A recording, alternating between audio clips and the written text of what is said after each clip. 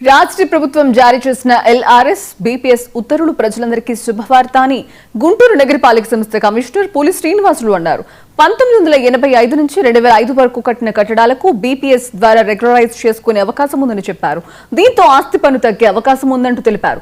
ఏళ్ల తరబడి అనిశ్చితిలో ఉన్న అనధికారిక భవనాలు లేఅవుట్లను ఇప్పుడు క్రమబద్ధీకరించుకునే అవకాశం ప్రభుత్వం కల్పించిందని అన్నారు. త్వరితగతిన ప్రతి ఒక్కరూ ఈ అవకాశాన్ని సద్వినియోగం చేసుకోవాలని ఆయన పిలుపునిచ్చారు.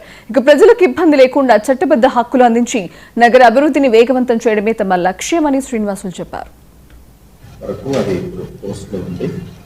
అట్లానే బీపీఎస్ స్కీమ్ వచ్చేటప్పటికి అది 1985 నుంచి 31/8/2025 వరకు ఈ మధ్య పీరియడ్లో కట్టినటువంటి కన్స్ట్రక్షన్స్ ఎక్కడైతే అది ప్లాన్ తీసుకొని వైలేషన్ జరిగినాయో లేకపోతే అసలు ప్లానే లేకుండా కన్స్ట్రక్షన్ జరిగిందో ఇవన్నీ కూడా ఈ మధ్యలో కట్టిన కన్స్ట్రక్షన్స్ అన్నీ కూడా రెగ్యులరైజ్ చేయాలని చెప్పేసి మంచి ఉద్దేశంతో గవర్నమెంట్ ఉత్తర్వులు ఇవ్వడం జరిగింది.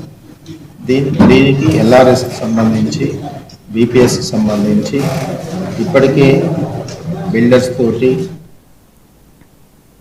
భువనగిరి మాజీ